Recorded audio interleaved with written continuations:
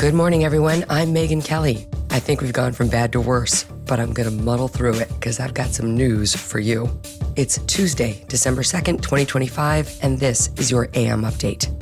AM Update with new and exclusive reaction from FBI Director Kash Patel to an attack on FBI leadership from anonymous agents. Secretary Hegseth authorized Admiral Bradley to conduct these kinetic strikes. The White House confirms a second strike was ordered on a suspected drug vessel as President Trump's top advisors discuss next moves in Venezuela. It shows a cold, calculated, premeditated murder. It is the lock that any prosecutor wants. And Luigi Mangione in a New York courtroom seeking to exclude key evidence in his trial. All that and more coming up in just a moment on your AM Update. We talk a lot about personal responsibility on this show. Well, here's one aspect that's really important, your health. And I'm not talking about following whatever the experts recommend. I'm talking about real, data-driven decisions based on your body's actual numbers. We demand transparency in government, but most of us have no idea what's happening inside of our own bodies, never mind inside of DC. Disease can develop silently for years before symptoms appear. By then, you're playing catch-up with expensive treatments instead of preventing problems when they're cheap and easy to fix. Well, I want to tell you about Gevity.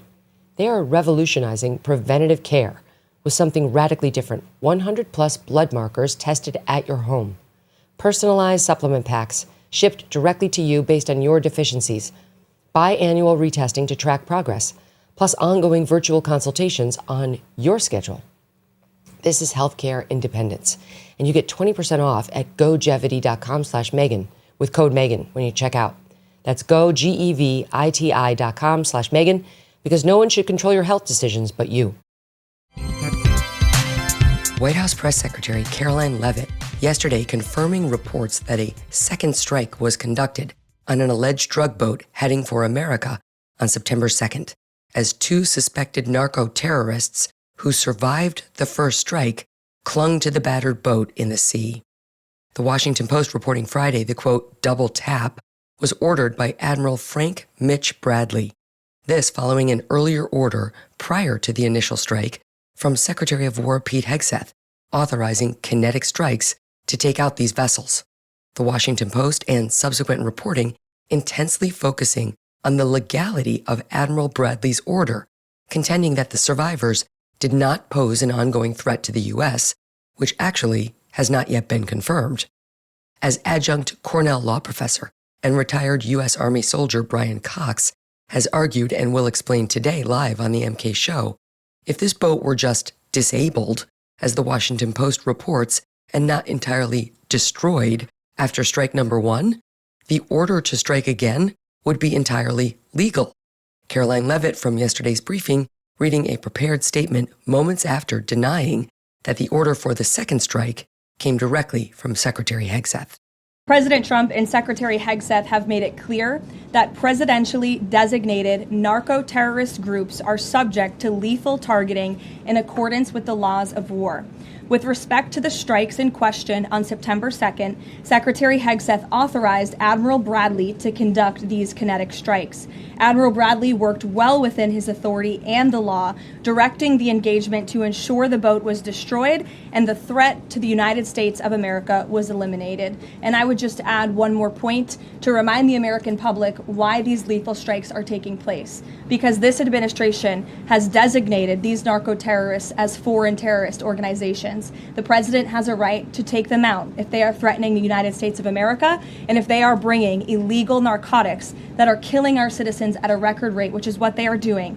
And under the previous administration, there was enough fentanyl trafficked into our country to kill every American man, woman, and child many times over.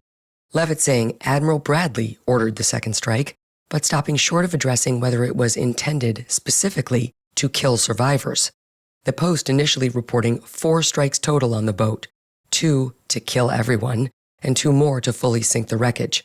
The topic consuming about half of the briefing, with intense focus on the nature of the order itself.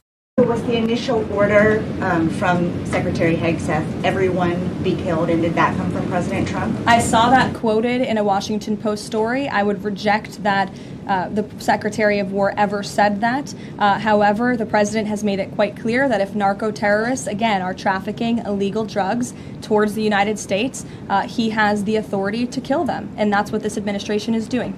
House Minority Leader Hakeem Jeffries reacting bluntly at a press conference. The White House is lying, but that's no surprise because they lie for a living, and the American people know it. The House and Senate Armed Services Committees, led by Republicans, launching inquiries into the matter. Secretary Hegseth posting on social media yesterday evening, quote, "Let's make one thing crystal clear. Admiral Mitch Bradley is an American hero, a true professional, and has my 100% support. I stand by him and the combat decisions he has made on the September 2nd mission and all others since." Also yesterday, President Trump meeting with his national security team in the Oval to discuss Venezuela.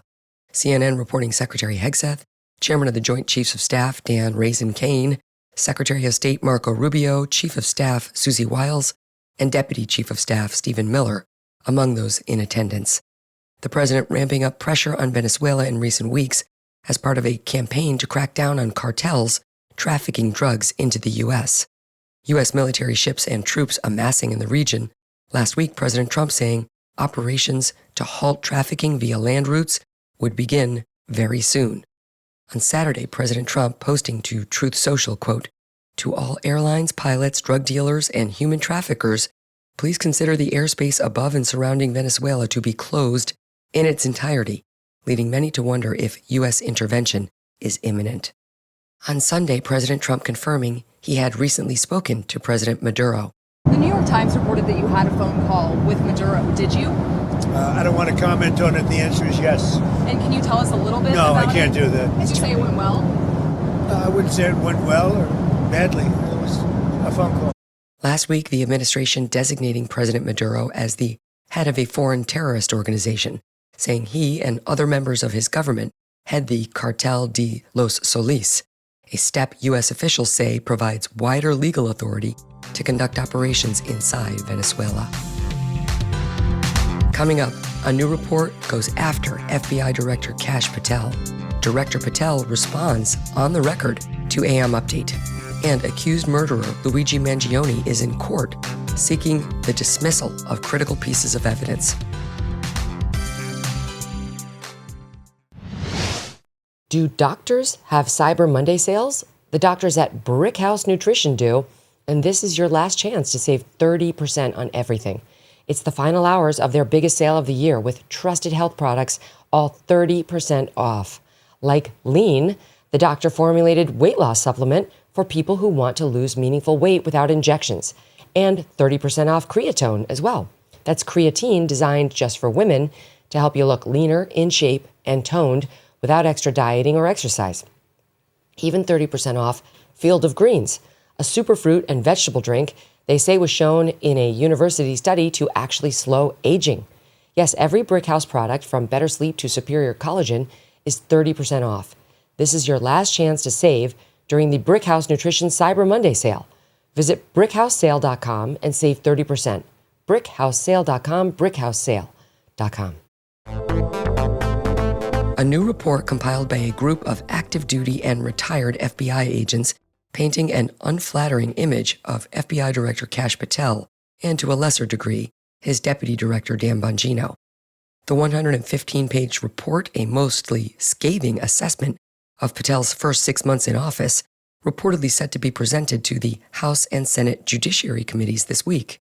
The New York Post's Miranda Devine getting her hands on the report, which labels the FBI, quote, a rudderless ship under Director Patel, whom the document concludes is, quote, in over his head. The report, citing multiple internal FBI sources, accuses Director Patel of lacking, quote, the breadth of experience needed to be successful. Another source saying the director, quote, lacks the requisite experience to be FBI director. Devine posting on X yesterday that, quote, for those claiming this report is from a bunch of disgruntled FBI staffers who don't like change or are salty ex-FBI critics of Kash and Dan, you're wrong. It's from an alliance of patriotic operational insiders opposed to the abuses and corruption of the FBI, which accelerated under Joe Biden. AM Update spoke exclusively with Director Patel about the report, who rejected that characterization, dismissing the report as a, quote, dossier compiled by anonymous, disgruntled sources, end quote, whom he argued do not know what they're talking about. He scoffed at the notion that the FBI is, quote, rudderless, pointing out that under his leadership, the Bureau has made almost 30,000 arrests this year, a 100% increase from 2024, 25,000 of those for violent crimes, including over 100 MS-13 gang members and 200 plus Tren de Aragua members. 6,000 missing children have been found, a 22% increase over last year. 1,700 child predators have been arrested. That's up 10% from last year. Human trafficking arrests are up 15% from last year. Domestic terrorism arrests up 30%. 1,900 kilos of fentanyl have been seized. That's enough to kill 127 million Americans. 4 of the top 10 most wanted criminals in the U.S. have been nabbed under his leadership. That's the same number President Biden's FBI arrested over 4 years. In short, Director Patel maintains the numbers speak for themselves. This FBI is succeeding beyond anyone's expectations. Director Patel also responding to allegations in the report of his alleged behavior around the Charlie Kirk murder. We will have that piece of the story for you on the MK Show later today. Last week, MS Now reporting 3 unnamed sources saying President Trump is considering removing Director Patel as top aides grow frustrated by the negative headlines. Caroline Leavitt calling that report completely made up, with the president himself weighing in, saying of Patel, quote, I think he's doing a great job. Luigi Mangione in New York State Court yesterday for the start of a multi-day pretrial hearing, asking a judge to exclude evidence collected during his arrest last year. The defense arguing Mangione's rights were violated when cops searched his backpack and questioned him before obtaining a warrant and reading him his Miranda rights. 27-year-old Mangione accused of assassinating UnitedHealth CEO Brian Thompson outside of a Manhattan hotel on December 4th, 2024. The brutal slaying captured on surveillance video showing the suspect approaching Thompson from behind and opening fire at close range before fleeing. Thompson hit in the back and in the leg, dying from his injuries. Prosecutors say the words deny, delay, and depose were written on the ammunition, echoing a phrase used to describe how insurance companies dodge paying claims. They argue that they have a substantial body of evidence against Mangione, including video placing him at the scene of the shooting and a manifesto obtained from his backpack upon arrest. The attack leading to a 5-day manhunt, cops arresting Mangione at a McDonald's in Pennsylvania, about 230 miles from Manhattan. Former prosecutor Joey Jackson on CNN explaining the rules governing police interrogations and the circumstances requiring Miranda warnings. Does the prosecution acknowledge they never told Mangione he has a right to remain silent? Indeed, they do. But however, there are other arguments, even though they eventually did. But at the time that they were making an accusation towards him, if it's a custodial interrogation, doesn't mean you're in cuffs. But if you're not free to leave and they're asking questions that could incriminate you, you have to give Miranda. However, if you're simply investigating a case and not really questioning him such that you're eliciting guilty statements, you don't. And so there's a fine line with respect to investigatory information being supplied and incriminatory, meaning you're looking for evidence to incriminate them. The police say we just needed to know what the lay of the land was, and that was the basis upon which we asked those questions. While cops were talking to Mangione, one officer searching his backpack, saying she wanted to ensure there, quote, wasn't a bomb or anything inside. Mangione's team arguing that statement was, quote, designed to cover up an illegal warrantless search of the backpack. In the bag, cops finding a loaded magazine, silencer, 3D printed gun, electronic devices, and a journal. According to court filings, Mangione's journal allegedly containing an entry reading, quote, I finally feel confident about what I will do. The target is insurance. It checks every box. Mangione faces life in prison on the state charges, which include second-degree murder in addition to multiple federal charges. And that'll do it for a raspy AM update. Thanks for bearing with me. I'm Megyn Kelly. Join me back here for the MK Show. We have news to break. Let's see if I can actually do it. Live on SiriusXM's The Megyn Kelly Channel, 111 at noon East, on youtube.com/Megyn Kelly, and on all podcast platforms.